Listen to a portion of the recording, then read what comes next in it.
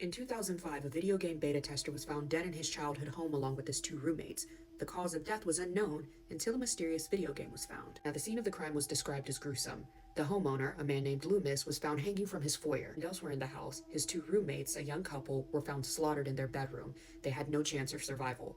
Whoever the perpetrator was appeared to get into the house undetected, and it was as though everybody was caught off guard, ambushed even.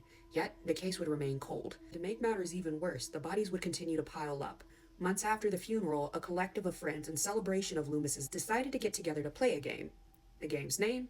Stay Alive. Now, the eerie thing about this video game, unlike others of the time, was that it wouldn't even allow you to move forward unless you recited this prayer, the Prayer of Elizabeth, which appears to prompt the gamers to conduct some sort of summoning spell. In fact, as each player reads the prayer, or as they read it in unison, the prayer will light up word by word, and only once the players finish the prayer are they allowed to proceed forward in the game. Now, that's not entirely odd, but the strange thing is the setting of the game takes place in New Orleans, the same city that the deaths were happening in. Now, strangely enough, New Orleans is no stranger to strange tales, but the story that unfolds in the game is one of a woman named Elizabeth Bathory. Now, Elizabeth was a wealthy woman, and she put that money to good use by acquiring a plantation called the Garouge Plantation.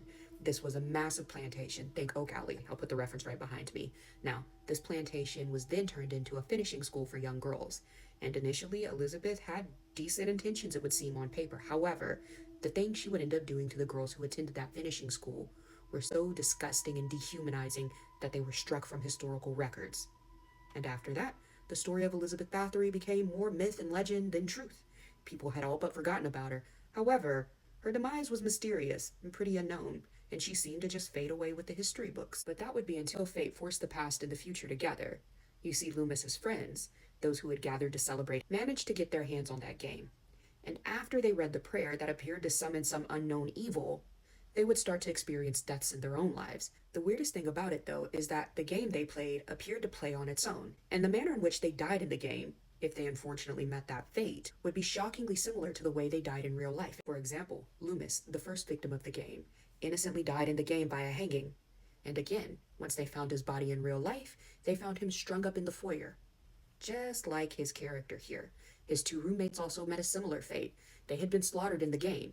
Now, strangely, the game appears to cheat, because while you might play the game to try to buy yourself some more time, the game will start to play itself, and you cannot escape your fate, unless you happen to like flowers. Now, not just any flower will do. You see, a carnation will kill you, but a rose will save your life.